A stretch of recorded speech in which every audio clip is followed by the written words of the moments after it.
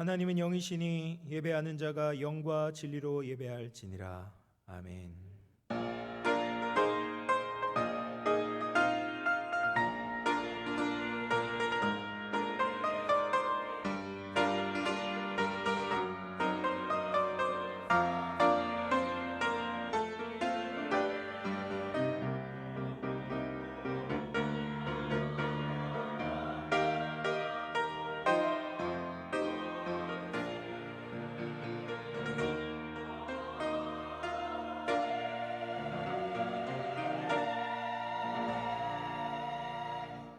살아계신 하나님 아버지, 은혜와 사랑을 감사드립니다. 하나님의 자녀들이 주님께서 우리의 모든 것 되심을 고백하며 주님을 예배하기 위하여 나왔습니다.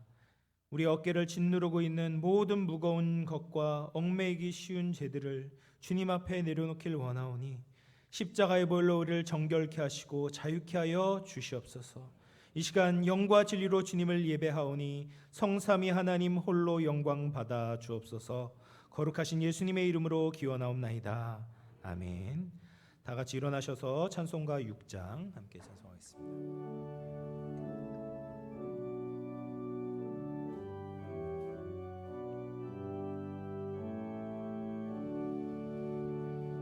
목소리 높여서 주 찬양하여라. 영광과 권세와 존귀와 위엄은 오늘이 다스리시는 왕의 왕께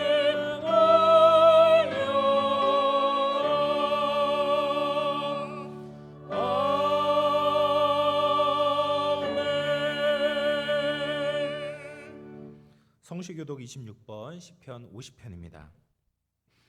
내 백성아 들을지어다. 내가 말하리라. 이스라엘아 내가 내게 증언하리라.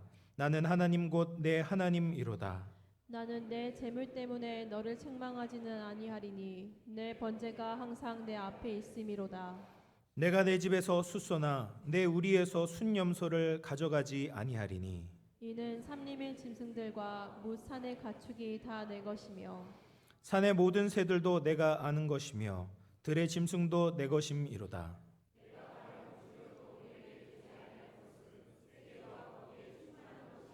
미로다. 내가 수소의 고기를 먹으며 염소의 피를 마시겠느냐. 감사로 하나님께 제사를 드리며 지존하신 이에게 내 서원을 갚으며. 다 같이 읽겠습니다.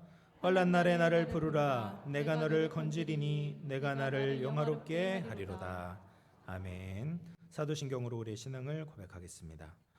전능하사 천지를 만드신 하나님 아버지를 내가 믿사오며 그 외아들 우리 주 예수 그리스도를 믿사오니 이는 성령으로 잉태하사 동정녀 마리아에게 나시고 본디오 빌라도에게 고난을 받으사 십자가에 못 박혀 죽으시고 장사한 지 사흘 만에 죽은 자 가운데서 다시 살아나시며 하늘에 오르사 전능하신 하나님 우편에 앉아 계시다가 주리로서 산자와 죽은 자를 심판하러 오시리라.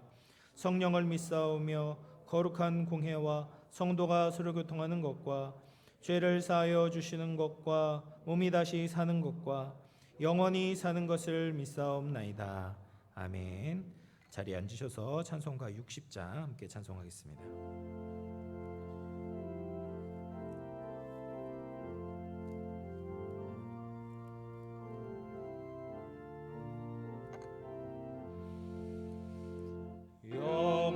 영혼의 빛 예수님 가까이 비춰주시고 이 세상 구름이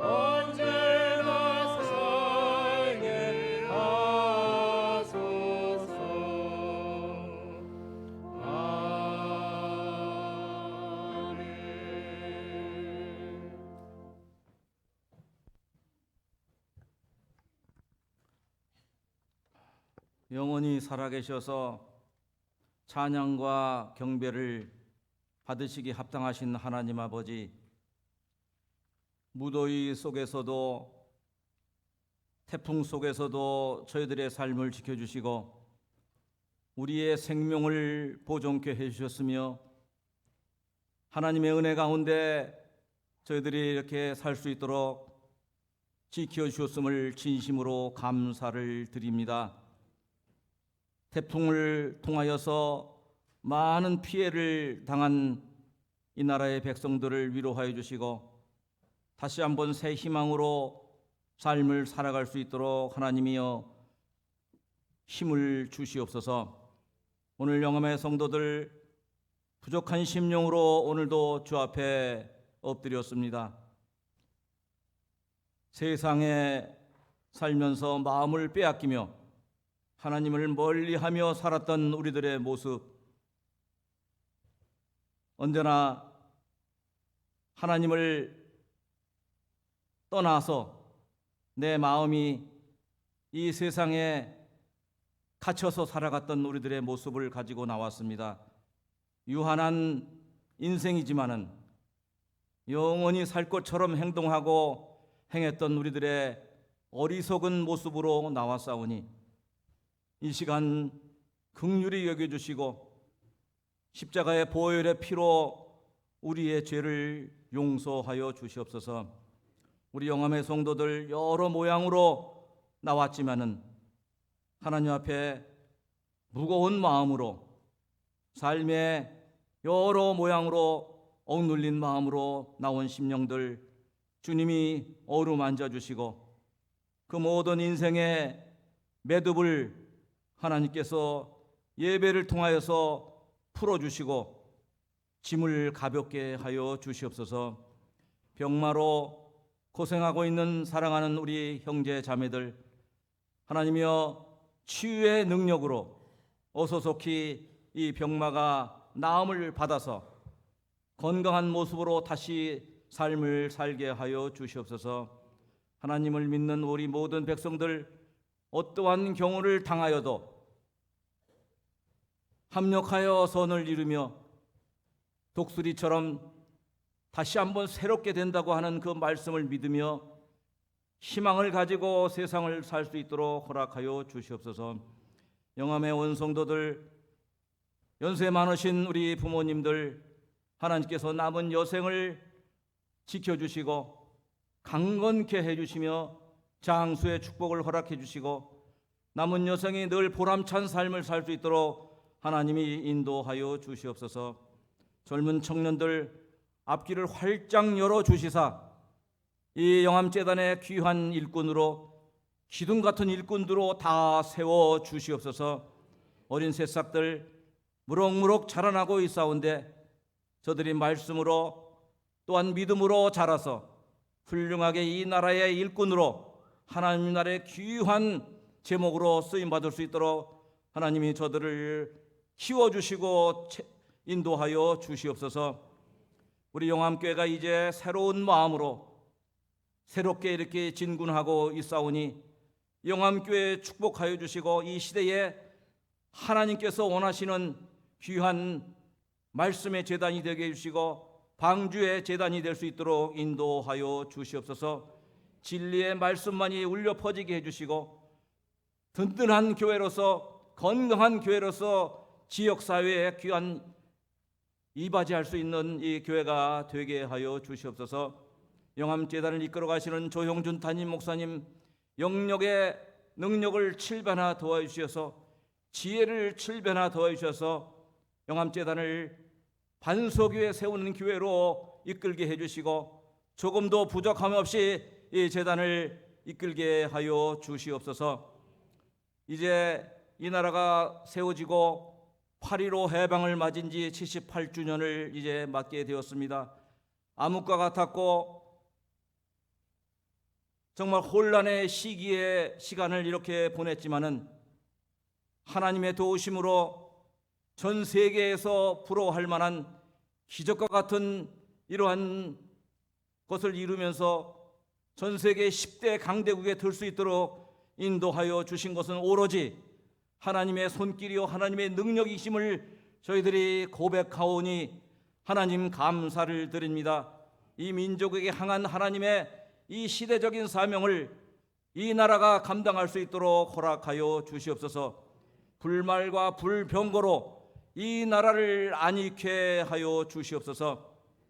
하나님 아버지, 저 북녘 땅 아직까지도 자유를 찾지 못하고 있는 저들을 불쌍히 여겨주셔서 어수룩히 자유를 허락해 주시고, 저 북한 땅 하나님 아버지 많은 신음하고 있는 북녘의 동포들을 어서 구하여 주시옵소서. 하나님 아버지, 이 시간에 말씀을 듣기를 원합니다. 귀한 사자 목사님 준비된 말씀 속에 저희들이 큰 은혜 받게 해주시고 세임 얻는 시간이 되게 해주시고 하나님을 발견하고 깨달으며 삶의 이정표로 삼는 귀한 오늘의 말씀이 되게 하여 주시옵소서. 시온 찬양대의 찬양을 받아주시고 준비된 찬송 하나님께서 흠양하여 주시옵소서. 예수님의 이름으로 기도하옵나이다. 아멘.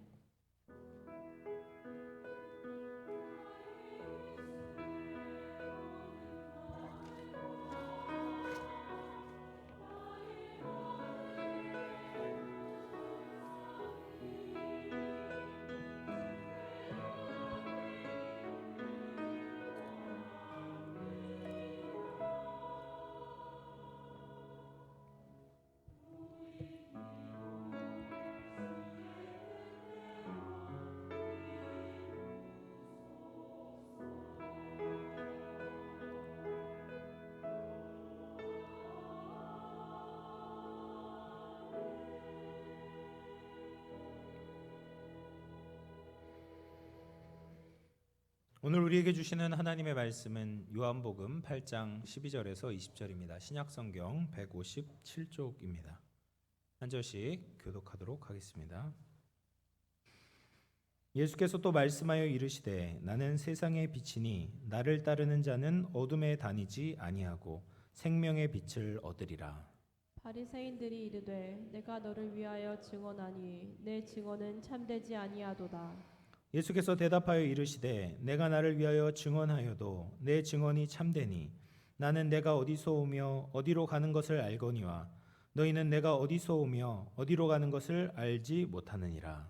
너희는 육체를 따라 판단하나 나는 아무도 판단하지 아니하노라.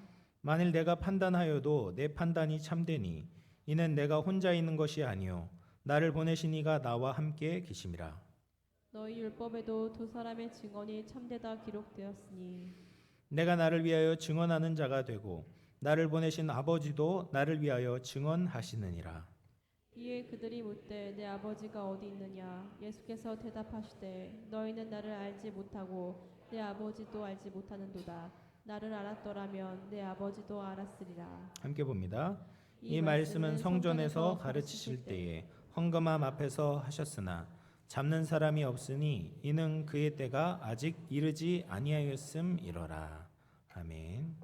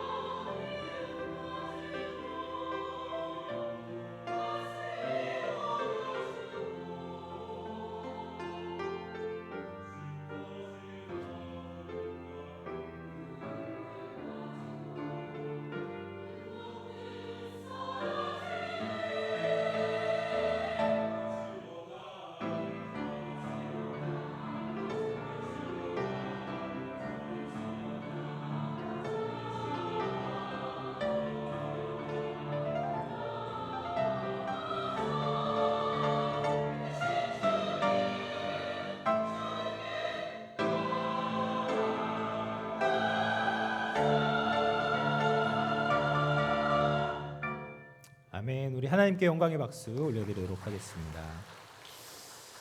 오늘 1부, 2부 이제 찬양대 선곡이 다 너무 좋네요. 이제 제 메시지랑 다 연결이 되는 것 같습니다. 내일 모레는 잘 아시는 것처럼 8월 15일 광복절입니다. 일제치하에서 대한민국의 독립을 위해서 많은 선조들이 애를 쓰셨습니다. 그러던 중에 미국이 일본의 원자폭탄을 투하했고, 그리고 1945년 8월 15일에 일본이 항복선언을 하게 되었습니다. 드디어 우리나라가 빛을 되찾게 된 것이죠.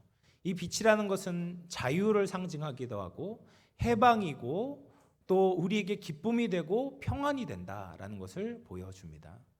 근데 오늘 말씀을 보면 예수님께서 자신을 가리켜서 나는 세상의 빛이다 라고 말씀을 하십니다.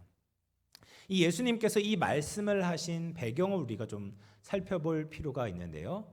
이 말씀을 하셨던 그 시기가 언제였냐면 초막절이라는 유대인의 3대 절기 중에 하나였고, 그리고 성전 안에서 특별히 여인의 뜰에서 이 말씀을 하셨습니다.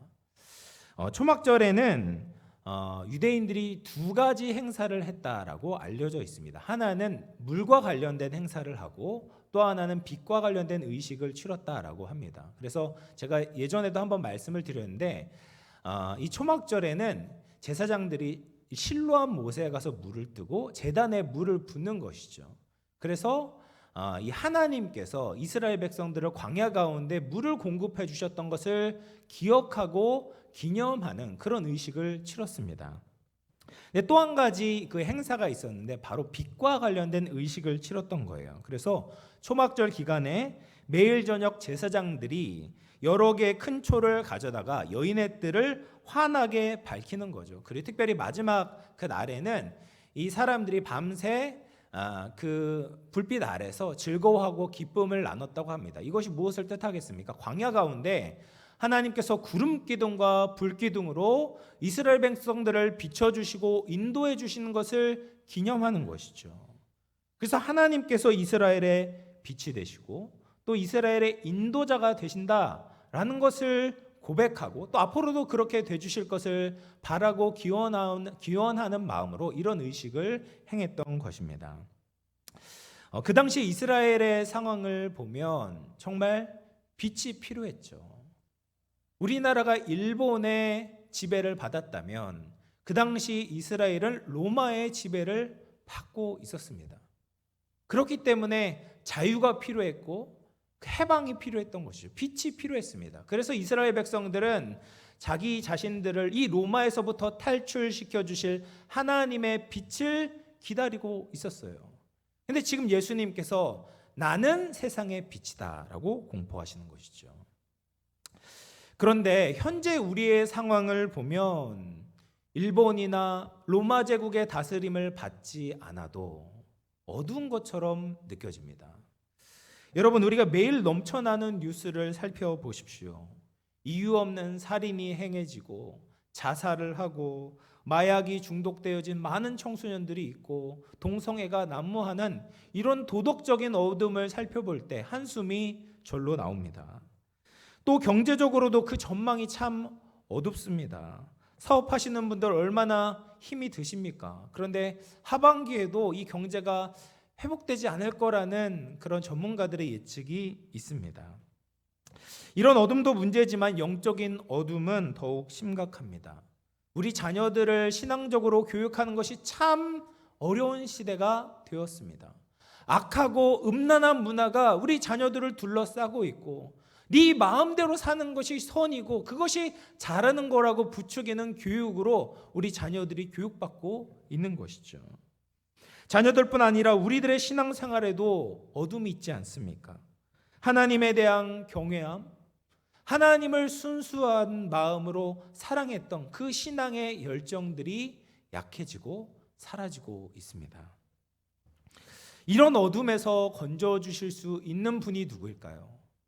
바로 빛이신 예수님이시죠. 우리 주위에 가득한 이 어둠을 걷어내시고 내 안에 있는 어둠을 몰아내실 수 있는 분은 오직 예수님밖에 없음을 믿으시기를 바랍니다. 그래서 우리는 예수님께 나와야 되는 것이죠. 예수님께서 자기 자신에 대해서 나는 세상의 빛이다 라고 말씀하실 때 전 세 가지 의미가 있다라고 생각합니다. 첫 번째는 예수님이 세상의 빛이다 라고 말씀하셨을 때는 예수님이 생명을 주시는 분이다 라는 것을 의미하는 것입니다. 요한복음 1장 3, 4절 말씀인데요. 같이 한번 읽어보겠습니다. 시작. 지은 바 되었으니 지은 것이 하나도 그가 없이는 된 것이 없느니라. 그 안에 생명이 있었으니 이 생명은 사람들의 빛이라. 우리 안에 생명이 있는데 그 생명이 무엇입니까? 빛이다라고 또 말씀을 하세요. 그러니까 이 빛과 생명은 뗄래야 뗄 수가 없다라는 거예요. 여러분, 하나님이 말씀으로 천지를 창조하셨을 때 가장 먼저 무엇을 만드셨습니까? 빛을 만드셨어요. 빛이 있으라라고 말하십니다. 보기에 좋았다라고 하시죠. 근데 여러분, 우리의 생존에 있어서 가장 먼저 필요한 것이 뭐라고 생각이 듭니까? 산소가 없으면 죽잖아요. 산소가 필요하지 않을까? 또 뭐 물을 마시지 않으면 죽으니까 물이 필요하지 않을까? 우리가 발을 딛고 있는 땅이 먼저 창조되어야 되지 않을까 생각을 하지만 하나님은 가장 먼저 빛을 만드셨습니다. 그래서 이 모든 피조물의 존재의 기초가 바로 빛이다라는 것을 보여주는 겁니다. 이 빛은요, 빛이 없으면 존재가 없는 것입니다. 지금 우리가 빛이 있으니까 이렇게 뭐 아무렇지도 않게 생각하지만 온 세상에 어디에도 빛이 없다라는 상상을 한번 해보십시오. 그러면 아무리 뭐가 존재하더라도 그 존재는 아무런 의미가 없는 거예요. 그러니까 빛이 있기 때문에 우리가 빛을 받고 빛을 반사시키기도 하고 그 빛으로 인해서 우리가 인식도 하고 그렇기 때문에 존재가 존재로 드러나게 되는 거거든요. 그러니까 하나님은 이 존재의 가장 기초가 무엇인지 정확하게 알고 계시는 거죠. 그것은 바로 빛인 겁니다. 또 빛이 조금이라도 부족하게 되면 이 생명의 위협을 받게 되잖아요. 그래서 빛이 부족하면 식물이 광합성도 할 수 없고 자랄 수 없어요. 또 식물이 없으면 동물도 먹을 거리가 없게 되고 생장할 수가 없습니다. 지구 전체를 봐도 빛이 있기 때문에 지구의 공기와 물이 순환할 수 있어요. 지구가 숨을 쉴 수 있다는 거예요. 우리 신체도 빛이 없으면 문제가 생기게 마련입니다. 이 빛이 부족하면 우울증이 생긴다라고 하지 않습니까? 그래서 여러분, 우울한 분이 있으면 집안에만 계시지 말고 자꾸 빛을 쬐야 됩니다. 밖에 나가서 태양빛을 쬐셔야 돼요. 선크림 바르고 쬐셔야 됩니다. 그리고 뇌 신경 조직이 퇴화되는 다발성 경화증도 햇빛이 비춰지지 않아서 생기는 질병이다라고 합니다. 그래서 이 빛이라는 것은 생명에 있어서 가장 필수적인 요소다라는 것이죠. 그런데 이 생물학적인 생명이 살기 위해서도 빛이 필요하지만 우리의 영혼이 살기 위해서는 반드시 빛이 있어야 돼요. 우리의 영혼의 햇빛이신 예수님께서 우리에게 찾아오셔야지만이 우리의 영혼이 살아나게 됩니다. 예수님이 없으면 영적 생명이 살 수 없습니다. 죄로 말미암아 하나님의 생명에서 끊어진 우리들은 예수님을 통하여서만이 하나님께로 나아갈 수 있는 것이죠. 그래서 예수님은 우리를 위해 죽으심으로 우리의 영혼을 살리는 햇빛이 되어 주셨습니다. 사랑하는 성도 여러분, 우리 육체만 살아있다고 안심해서는 안 되는 거죠. 우리의 영혼이 살아야 합니다. 예수님을 믿고 따라야 합니다. 그럴 때 마음의 어둠이 떠나가게 되고 사단의 통치에서 벗어나게 되는 것이죠. 우리의 영혼이 살 때 천지의 창조주이신 하나님 앞에 가치 있는 인생, 복된 인생, 살아있는 인생을 살아가게 될 줄로 믿습니다. 그래서 예수님을 믿음으로 정말 살아있는 인생 살아갈 수 있는 우리 모든 영암의 성도님들 되시기를 주님의 이름으로 축원을 드리겠습니다. 두 번째로 예수님이 자신을 나는 세상의 빛이다 라고 하실 때 두 번째 의미는 뭐냐면 예수님이 우리를 보게 하신다라는 의미가 있습니다. 여러분, 우리가 눈이 있잖아요. 눈이 있고 눈을 뜰 수가 있어요. 근데 아무리 눈을 떠도 빛이 없으면 사람은 볼 수가 없습니다. 요즘은 이제 밤에도 너무 환해요. 네온 사인도 있고 또 거리에 가로등도 있어서 이 빛의 부재에 대해서 경험하기가 어렵습니다. 칠흑과 같은 암흑이 어떤 것인지 우리가 찾아보기가 어려운 시대가 되었어요. 그런데 정말 이제 달도 뜨지 않고 별도 희미한 그런 어두컴컴한 그런 밤에 인적이 없는 산골 시골 산속에 들어가서 지내보면 우리의 눈이 얼마나 빛이 필요한가를 알게 됩니다. 눈뜬 장님이 아무리 눈을 떠도 아무것도 볼 수가 없습니다. 근데 이것은 영적 시력도 마찬가지입니다. 세상에 비치신 예수님이 없으면 우리는 보아도 볼 수 없는 것이죠. 지난 금요일에 이제 중고등부 수련회 때 제가 이제 세계관에 대해서 짧게 아이들과 말씀을 나누었어요. 그때 이 영어 한 문장을 보여드렸거든요. 한 문장 보여주시겠어요? 네, 저기 하얀색 바탕에 이제 파란색 글씨. 저거를 어떻게 보냐? 어떤 안경을 가지고 있느냐에 따라서 이게 다르게 보인다라고 말씀을 드렸습니다. 세상에 있는 사람, 예수님의 빛이 비춰져 있지 않는 무신론자들은 이 단어를, 이 문장을 보고 어떻게 봅니까? God is nowhere. 하나님은 어디에도 안 계신다라고 보는 거예요. 이 광활한 자연과 우주를 보면서도 하나님이 이곳에 계시다라는 것을 발견하지 못하는 거죠. 보아도 보지 못하는 거죠. 그런데 예수님의 빛이 비춰져서 진리의 안경을 낀 사람들은 이 문장을 보고서 어떻게 해석합니까? God is now and here. 하나님은 지금 여기에 계신다. 사랑하는 여러분, 이것이 보이시죠? 광활한 자연과 우주를 보면서 지금도 신실하게 질서정연하게 이 세상 만물을 붙들고 다스리시는 그 하나님의 섭리를 볼 수 있는 거예요. 이것이 예수님의 빛이 비춰질 때만 세상을 바르게 해석할 수 있는 눈이 생긴다라는 겁니다. 뿐만 아니라 예수님의 진리의 빛이 있을 때만 우리 자신에 대해서 바로 보게 되고 인생의 방향을 제대로 설정할 수가 있게 됩니다. 여러분, 요한복음 9장에 보면 날 때부터 맹인된 한 사람이 등장을 합니다. 그러니까 태어날 때부터 한 번도 눈을 떠본 적이 없어요. 아름다운 세상을 본 적이 없는 겁니다. 근데 제자들이 길을 지나다가 그 사람을 보고 예수님께 질문을 해요. 예수님, 이 사람이 맹인이 된 것이 이 사람의 죄 때문입니까? 아니면 그 부모의 죄 때문입니까? 이렇게 질문을 하는 거예요. 이것이 세상 사람들이 고통에 대해서 가지고 있는 시각입니다. 원인과 결과에 대해서 생각을 하면서 이 사람들을 정죄하고 판단하는 거예요. 네가 그렇게 고통받고 고난받는 것은 죄 때문이야, 잘못된 거야. 그런 식으로 정죄하고 판단하기에 바쁜 겁니다. 근데 예수님은 그 사람의 고통과 고난을 어떻게 해석해 주시냐? 요한복음 9장 3절 말씀이에요.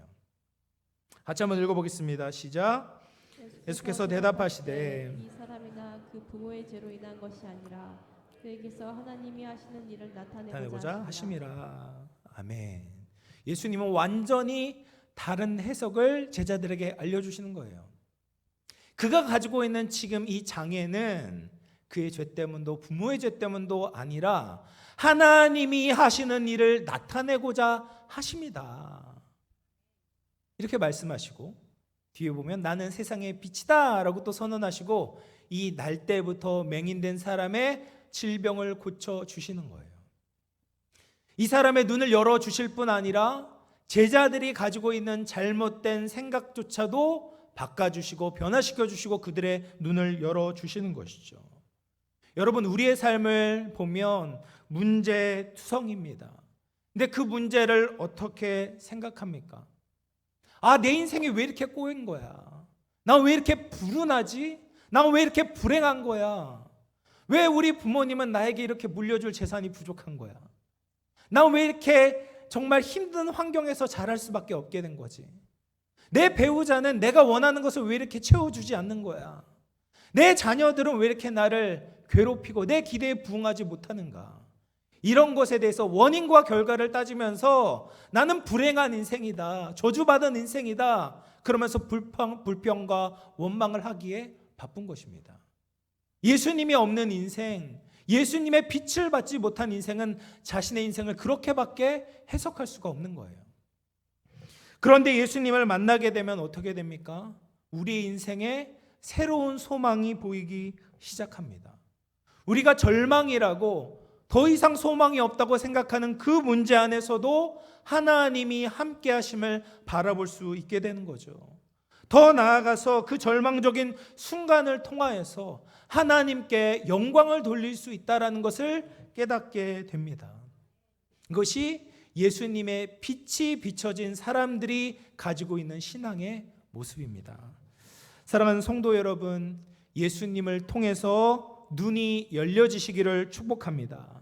예수님이 빛을 비춰주실 때 세상 속에서 하나님의 역사를 발견할 수 있습니다. 예수님이 빛을 비춰주실 때 보잘것없는 우리의 인생을 통해서 영광 받으시는 놀라운 하나님의 계획을 믿을 수 있습니다. 평범한 우리의 일상조차 축복의 통로로 바꾸시는 하나님의 은혜, 예수님의 은혜를 깨닫는 우리 모든 영험의 성도님들 되시기를 주님의 이름으로 축원을 드립니다. 그리고 세 번째로, 예수님이 자신을 세상의 빛이다 라고 말씀하셨을 때 의미는 무엇이냐? 예수님은 자신을 스스로 드러내는 분이다 라는 말이에요. 우리에게 알려주시는 분이다 라는 말입니다. 여러분, 사람들이 빛을 어떻게 알 수 있을까요? 빛은 스스로 나타나야 우리가 알 수 있어요. 다른 것들은 사람이 이제 설명하면 어느 정도 이해를 할 수가 있거든요. 이 컵, 동그랗다, 원통형이다, 이런 식으로 설명을 해서 나름 우리가 그것을 듣고 다른 사람들의 설명을 듣고 그것을 이해하고 그 본질을 알아낼 수가 있습니다. 그런데 빛이란 것은 뭐라고 설명하시겠습니까? 환하다? 환하다. 뭐 더 이상 설명을 할 수가 없는 거예요. 빛은 그냥 우리에게 비춰질 때 그 빛이 존재하는구나, 그 빛이 이렇구나를 알 수 있는 거죠. 근데 예수님도 마찬가지입니다. 예수님은 자기 스스로에 대해서 스스로 증언하셔야만 했습니다. 그래서 요한복음에 보면 7가지 예수님의 자기 계시가 적혀 있어요. 그래서 나는 무엇이다 7가지 예수님께서 말씀하세요. 그래서 나는 생명의 떡이다, 나는 세상의 빛이다, 나는 양의 문이다, 선한 목자다, 부활이요 생명이다, 길이요 진리요 생명이다, 참 포도나무다, 나는 무엇이다 라고 예수님께서 끊임없이 사람들에게 자기를 알려주시는 거예요. 그런데 13절에 보면 이 바리새인들이 예수님께서 나는 세상의 빛이다 라고 이야기를 하니까 딴지를 거는 거예요.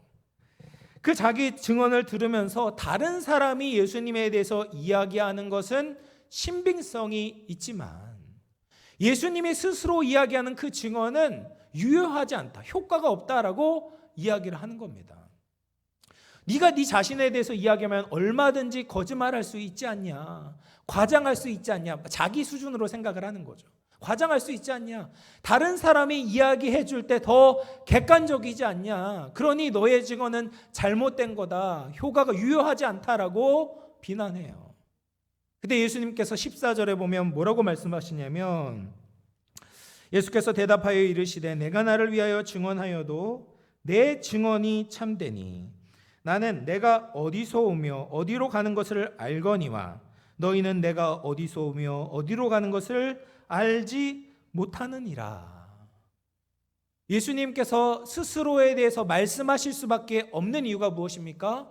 예수님 외에는 예수님이 어디에서부터 왔고 어디로 가는지를 아무도 모른다라는 거예요. 예수님의 동네 사람들은 예수님에 대해서 어떻게 생각하겠습니까? 나사렛 요셉의 아들 예수구나.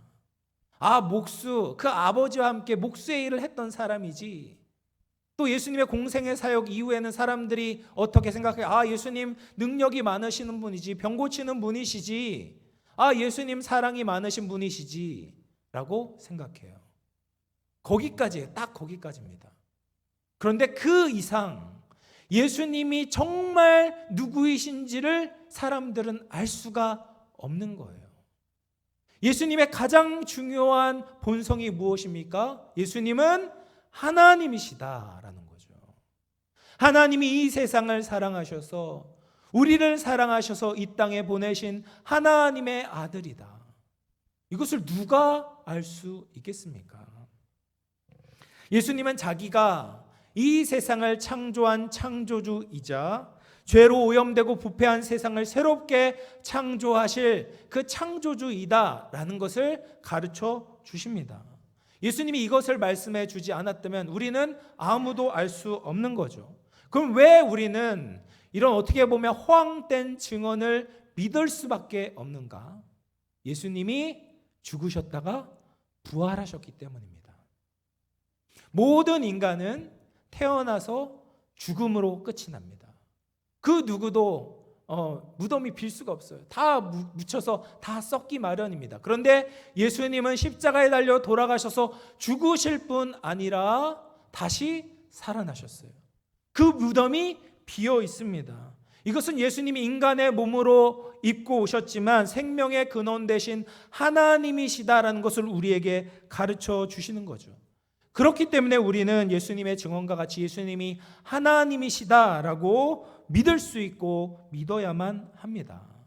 또한 사람들은 예수님이 어디로 가셨는지 알지 못합니다. 예수님께서 이 땅에서 공생의 사역을 다 마치시고 제자들이 보는 앞에서 승천하여 올라가셨어요. 지금 어디에 계십니까? 히브리서 12장 2절 말씀 같이 한번 읽어보겠습니다. 시작. 믿음의 주요 또 온전하게 하시는 이인 예수를 바라보자. 그는 그 앞에 있는 기쁨을 위하여 십자가를 참으사 부끄러움을 개의치 아니하셨더니 하나님의 보좌 우편에 앉으셨느니라. 아멘. 예수님이 어디로 가셨어요? 하나님 보좌 우편에 앉아 계시는 거예요. 하나님과 함께 이 세상을 다스리고 계시는 거예요. 여러분, 이 세상이 우세한 것 같고 진리가 힘을 잃은 것 같고 교회가 아무것도 아닌 것처럼 보이지만 그러나 그렇지 않은 거예요.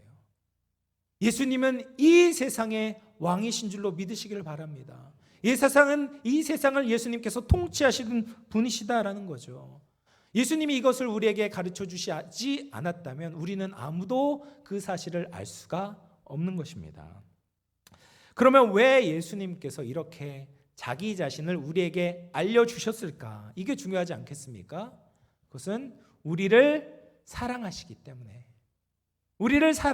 때문에 예수님이 자기를 드러내신 거예요. 여러분 이제 남자 여자 하여튼 만남이 있을 때 소개팅을 하거나 만남이 있을 때 상대방이 나에게 관심이 있다라는 것을 알아챌 수 있는 방법이 있습니다. 이 상대방이 자기 자신에 대해서 얼마나 나에게 알려주느냐를 보면 알 수가 있어요. 근데 만났는데 자기에 대해서 이야기를 하지 않아요. 그냥 입을 꾹 다물고 있습니다. 그리고 전화번호를 알려달라고 했는데 가짜 전화번호를 알려줬어요. 전화를 했는데 다른 사람이 전화번호야.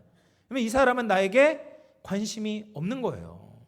난 너를 다시는 만나고 싶지 않다라는 거죠. 그런데 이 상대를 만났어요. 그런데 이 사람이 막 자기에 대해서 너무 많은 것을 이야기하는 겁니다. 내가 어떤 사람이고 어떤 일을 하고 무엇을 좋아하고 무슨 음식을 좋아하고 이런 것들을 구구절절 이야기하는 거예요. 그리고 내 핸드폰을 빼앗더니 거기에 자기의 번호를 찍어주는 겁니다. 이러면 이 사람은 어떤 사람이에요?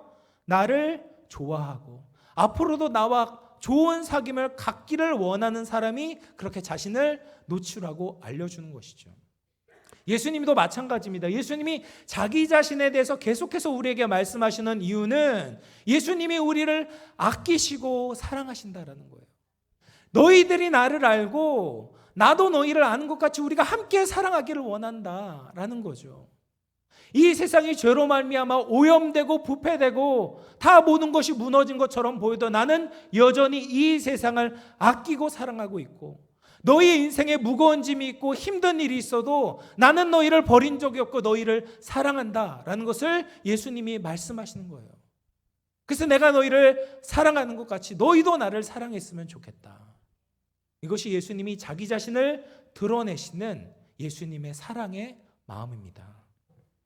사랑하는 영암의 성도 여러분, 자신을 증언하시는 예수님의 사랑의 마음을 깨닫기를 바랍니다. 무지한 우리에게 예수님을 보여주시고 알려주시는 만큼 더욱더 깊이 알아가고 사랑할 수 있는 우리 모두가 되기를 주님의 이름으로 축원을 드리겠습니다. 이게 예수님께서 자기가 세상의 빛이다라는 것을 드러내신 의미였다면 하나 더 우리가 기억해야 될 것은 예수님은 우리를 세상의 빛으로 보내셨다라는 거예요. 마태복음 5장 14절 말씀입니다. 같이 읽어보겠습니다. 시작. 너희는 세상의 빛이라. 산에 있는 동네가 숨겨지지 못할 것이요. 예수님이 세상의 빛이다라는 것은 우리가 충분히 동의하고 믿을 수 있어요. 그런데 거기서 끝나는 것이 아니라 우리가 세상의 빛이다 라고 말씀하세요. 내가 뭐길래 예수님이 나를 세상의 빛이다 라고 말씀하실까요? 여러분, 빛을 비추는 물질에는요 발광체가 있고 반사체가 있잖아요. 태양은 스스로 빛을 내는 발광체입니다. 광원이에요. 그래서 빛이 아주 찬란하죠. 태양이 낮을 주관하는데 태양이 비춰지게 되면 온 세상이 빛으로 가득하게 됩니다. 그런데 밤이 되면 이야기가 달라집니다. 태양의 빛이 가려진 상황에서는 달이 그 빛을 비추어야 되는 것이죠. 달은 스스로 빛을 내는 발광체가 아니라 태양의 빛을 받아서 그 빛을 반사해서 비추는 반사체입니다. 우리가 세상의 빛이라고 말씀하신 것은 우리가 달과 같은 반사체가 되어야 한다라는 말이에요. 예수님께서 처음 이제 초림하시고 다시 오실 그 재림 사이를 우리가 종말이라고 이야기를 하는데 이 종말에는 마치 밤과 같이 어두컴컴합니다. 어두워요. 근데 그때 예수님은 우리를 이 세상의 빛으로 보내신 것이죠. 그 빛을 발휘하기 위해서, 반영하기 위해서는 우리가 어떻게 해야 됩니까? 12절 말씀과 같이 나를 따르는 자는 생명의 빛을 얻게 된다라는 거예요. 예수님의 제자로서 예수님을 따라가고 그 예수님의 빛을 받아서 반사하는 세상의 빛의 역할을 우리가 감당해야 됩니다. 우리는 예수님의 빛을 받은 자들입니다. 예수님으로 인해서 생명을 얻었고 예수님을 통해서 눈이 열려졌고 예수님의 자기 계시를 통해서 예수님의 사랑을 알게 됐고 그 사랑을 통해서 지금도 살아가고 있습니다. 그렇다면 그것으로 끝나선 안 되는 거죠. 예수님의 빛을 받아 그 빛을 세상에 전해야 되는 겁니다. 마태복음 5장 16절 말씀인데요. 이같이 너희 빛이 사람 앞에 비치게 하여 그들로 너희 착한 행실을 보고 하늘에 계신 너희 아버지께 영광을 돌리게 하라. 이것이 우리에게 맡겨진 임무입니다. 예수님처럼 생각하고 예수님처럼 살아가고 예수님처럼 사랑하는 거죠. 이것이 착한 행실이고 그렇게 세상의 빛을 비출 때 하나님께 영광을 돌리게 된다라고 말씀하십니다. 그런데 우리의 삶을 보면 어떻습니까? 우리가 정말 예수님의 빛을 비추고 있습니까? 그렇지 못한 것 같아요. 그렇죠? 왜 그럴까요? 왜 우리가 세상의 빛으로 세상을 비추지 못할까요? 그 중요한 이유는 우리가 예수님의 빛을 잘 못 받고 있기 때문에 그래요. 우리 반사체여서 예수님을 가까이 하고 예수님의 빛을 지속적으로 받을 때 그 빛을 드러낼 수 있거든요. 근데 예수님과 가까이 하는 것이 아니라 어둠과 자꾸 가까이 하는 거예요. 예수님을 멀리 하는 거예요. 예수님을 자꾸 찾아오는 것이 아니라 다른 곳을 가는 거죠. 그러면 우리는 예수님의 빛을 드러낼 수 없는 거예요. 반사할 수 없는 거죠. 그러면 어떻게 됩니까? 세상이 어두워지는 거예요. 더 어둡게 되는 겁니다. 예수님의 진리의 빛을 비추지 않으면 이 세상은 자기의 욕망과 욕심을 따라 살아가는 어두운 세상이 되어버리고 맙니다. 우리가 예수님의 사랑의 빛을 비추지 않으면 자기 이익만 추구하면서 사람 사이에 온기가 사라지는 차가운 세상이 되는 것이죠. 미국의 정치가였던 이제 벤자민 프랭클린이라는 사람이 자기가 사는 이제 동네에 좋은 일, 선한 일을 하고 싶었어요. 그래서 생각해낸 것이 아름답고 좋은 등 하나를 준비해서 집 앞에 선반을 만들고 그 등을 이제 밤에 밝혀놓는 일을 했던 겁니다. 근데 동네 사람들은 그것을 이상하게 생각한 거예요. 등불은 집 안에 두는 것이지 왜 집 밖에 둬서 그렇게 기름을 허비하고 낭비하냐? 사람들이 이해를 하지 못하고 손가락질했습니다. 그런데 한 주가 지나고 한 달이 지나자 사람들이 뭔가를 깨닫기 시작했어요. 집 밖에 등불을 두니까 밤에 지나가는 사람들이 넘어지지 않는 겁니다. 멀리서도 방향을 알 수 있었습니다. 그래서 이것을 경험하고 좋게 생각한 사람들이 하나 둘씩 집 밖에 등불을 두기 시작한 거예요. 그래서 동네가 환하게 되고 더 아름답게 변하게 되고 그것이 이제 가로등의 출발이었다, 시작이었다라고 이야기를 합니다. 사랑하는 성도 여러분, 우리는 이 세상에 예수님의 빛을 비추어야 합니다. 하나님을 사랑하고 하나님을 예배하고 또 하나님께서 우리를 사랑하신 그 사랑을 이웃에 흘려보내는 예수님의 빛을 비추는 자들이 될 때 이 세상이 더 아름답고 환하게 변화될 줄로 믿습니다. 오늘 이제 구역 편성표를 껴드렸지 않습니까? 네, 다 보셨죠? 여러분, 구역은 우리 교회에서 굉장히 중요한 조직이고 모임이에요. 예수님의 말씀대로 우리가 서로 사랑해야 되는데 그냥 두면 어디에서 출발을 해야 되나? 어떻게 사랑해야 되나? 막막하고 막연합니다. 그래서 교회 안에서는 임의로 이 구역이라는 것을 정해드려서 함께 예수님의 빛을 비추도록 이렇게 장려를 하는 거예요. 장을 마련해 드리는 겁니다. 그래서 그 구역 식구들 안에 신앙이 좋은 분들만 있는 것이 아니에요. 신앙이 연약한 분들, 때로는 아픈 분들, 격려가 필요한 분들, 위로가 필요한 분들이 있습니다. 그런 분들을 몰라하지 마시고 위로하시고 격려하시고 세워주시는 거예요. 그리고 더 나아가서 그 구역에 사랑이 넘쳐서 이 세상에 그렇게 예수님의 빛이 필요한 자들을 또 전도하시는 거예요. 그렇게 세상에 빛을 비추고 서로에게 예수님의 빛을 비추는 아름다운 모임이 구역입니다. 그래서 이제 9월부터 새롭게 구역 모임이 시작되는데 여러분 힘써 모이시길 바랍니다. 힘써 사랑하시고 힘써 예수님의 빛을 비추는 우리 모든 영암의 성도님들 되시길 바랍니다. 이제 말씀을 마무리할 텐데요. 여러분, 이 시대는 빛의 회복이 필요한 시대입니다. 우리가 이 세상의 빛을 비춰야 돼요. 그러기 위해서는 어떻게 됩니까? 내 생각, 내 정욕, 내 욕심을 따라가는 것이 아니라 예수님을 따라가야 됩니다. 예수님과 가까이 해야 합니다. 예수님의 빛을 받아 이 세상에 비춰야 됩니다. 그렇게 진리의 빛, 사랑의 빛, 용서의 빛을 받아 그 빛을 세상에 비칠 때 우리 한국교회가 새로워지고 이 세상이 아름답게 변화되어지고 하나님께서 영광을 받으실 줄로 믿습니다.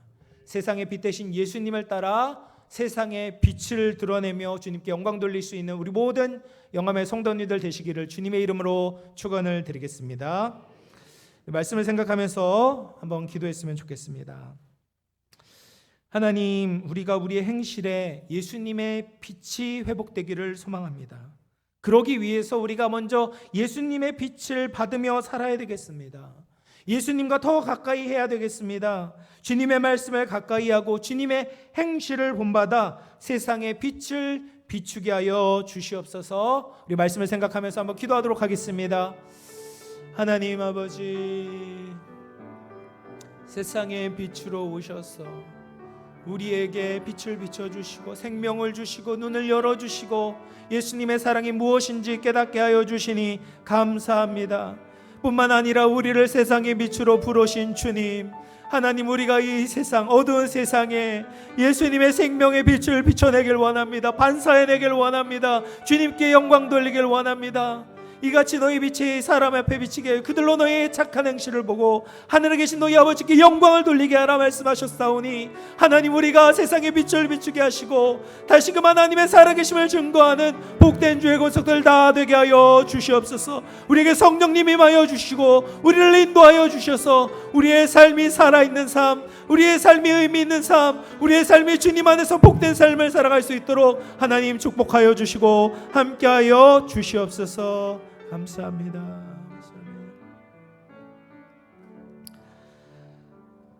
하나님 아버지 감사합니다. 우리에게 빛으로 오셔서 생명을 주시고 또 우리의 눈을 밝혀주시고 예수님의 사랑을 보여주시니 감사합니다. 그럼에도 아직 우리에게는 어둠이 많이 있음을 고백하게 됩니다. 빛이신 주님, 나를 비춰주셔서 어둠의 권세들이 다 떠나가게 하여 주시옵소서. 우울하고 절망적인 생각들은 다 사라지게 하시고 주님 안에서 인생의 새로운 의미를 발견하게 하여 주시옵소서. 주님을 더 가까이 하고 따라가고 빛의 자녀답게 살아가게 하여 주시옵소서. 세상의 빛으로 오신 주님을 반사해내어 하나님께 영광 돌리는 우리 모든 성도들 되게 하여 주시옵소서. 이 모든 말씀 거룩하신 예수님의 이름으로 기도하옵나이다. 아멘. 우리 이연지 자매의 특별 연주와 함께 하나님 앞에 준비하신 예물을 봉헌하도록 하겠습니다.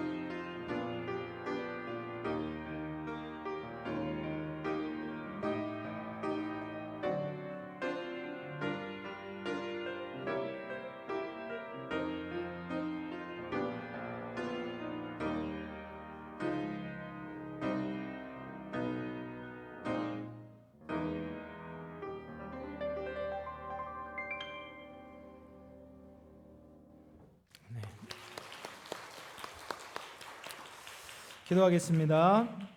은혜와 사랑이 풍성하신 하나님 아버지, 오늘도 살아계신 하나님의 말씀을 듣게 하시니 감사합니다. 세상의 빛으로 오신 예수님을 따라 세상의 빛이 되는 우리 모든 성도들 되게 하여 주시옵소서. 오늘 받은 은혜 감사하여 하나님 앞에 감사헌금을, 11조헌금을, 해외 선교헌금을, 장학헌금을 여러 가지 목적과 감사함으로 봉헌하여 드립니다. 정성껏 드린 손길들을 기억하시사 하늘의 신령한 은혜와 땅의 기름진 복으로 채워 주시옵소서.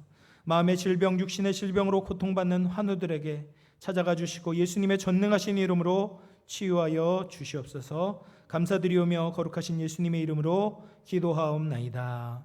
아멘. 8월의 두 번째 주일 교회 소식 전해드립니다. 첫 소식입니다. 9월 하반기부터 구역이 개편됩니다. 구역 개편에 따른 구역을 공지합니다. 삭제된 명단을 참조하시기 바랍니다. 누락된 명단이 있으면 유래성 목사 이군순 권사께 말씀해 주시기 바랍니다. 개편된 구역 청지기 교육이 오늘 오후 1시 지하 소예배실에서 있습니다. 두 번째 소식입니다. 미래세대주일학교 여름행사 일정 안내입니다. 다음 일정을 참고하시고 다음 세대를 위한 간절한 기도를 부탁드립니다. 모임 안내입니다. 권사의 원례회가 오늘 오후 2시 지하 소예배실에서 있습니다. 교우동정입니다. 이현지 자매가 8월 17일 미국으로 유학을 떠납니다. 유래성 목사 한간선 전도사께서 8월 14일부터 18일까지 여름 휴가를 가지십니다. 환우들을 위해 기도해 주시기 바랍니다.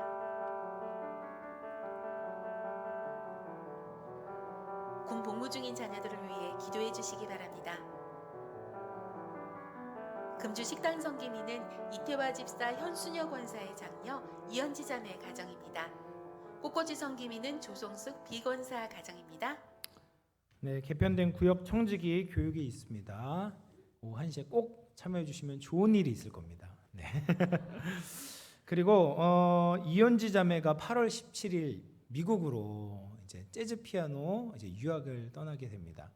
퀸즈 대학이라는 아주 정말 뉴욕에 있는 명성 있는 대학에 이제 들어가게 되는데 잘 이제 배워서 세계적인 재즈 피아니스트로 하나님께 영광 돌리고 또 반드시 영암교회 다시 돌아와서 도망가지 말고 돌아와서 또 영암교회도 빛을 비춰줄 수 있는 우리 연지자매가 될 수 있도록 기도로 함께 해주시면 감사하겠습니다. 아멘이 크네요. 우리 좌우에 있는 분들과 인사해 보겠습니다. 세상의 빛이 되겠습니다. 더 사랑하겠습니다. 다 같이 일어나셔서 찬송가 38장 1절만 찬송하겠습니다.